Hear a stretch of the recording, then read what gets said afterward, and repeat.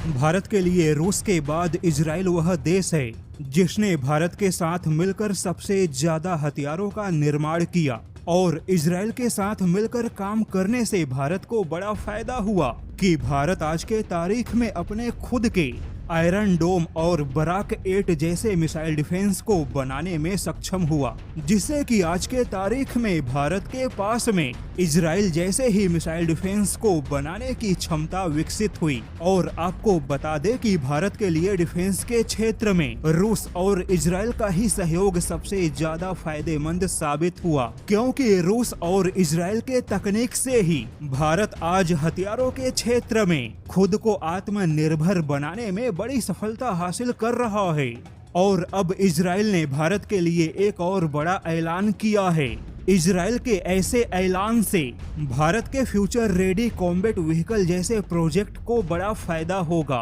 दरअसल इजराइल और भारत ने एक्टिव प्रोटेक्शन सिस्टम यानी कि एपीएस के क्षेत्र में बहुत बड़े सहयोग का ऐलान किया है। एक्टिव प्रोटेक्शन सिस्टम, जिसे व्हीकल प्रोटेक्शन सिस्टम भी कहा जाता है, जो कि टैंक या बख्तरबंद वाहनों को दुश्मन के किसी भी हमले से बचाता है। जैसा कि आपने देखा होगा, रूस यूक्रेन युद्ध में रूस को हजारों की संख्या में अपने टैंक और बख्तरबंद वाहनों का नुकसान उठाना पड़ा, क्योंकि रूस के ऐसे टैंकों या सैन्य बख्तरबंद वाहनों में कोई ठोस सुरक्षा के उपाय या एक्टिव प्रोटेक्शन सिस्टम नहीं थे, जिससे कि ड्रोन हथियारों के हमले से रूस के टैंकों को ज्यादा नुकसान हुआ। हालांकि रूस के पास भी अपना एक्टिव प्रोटेक्शन सिस्टम मौजूद है, लेकिन ऐसे सिस्टम का इस्तेमाल रूस ने अपने अत्याधुनिक और नए टैंकों में किया। किंतु रूस यूक्रेन युद्ध से यह तो पता चल गया कि टैंकों के लिए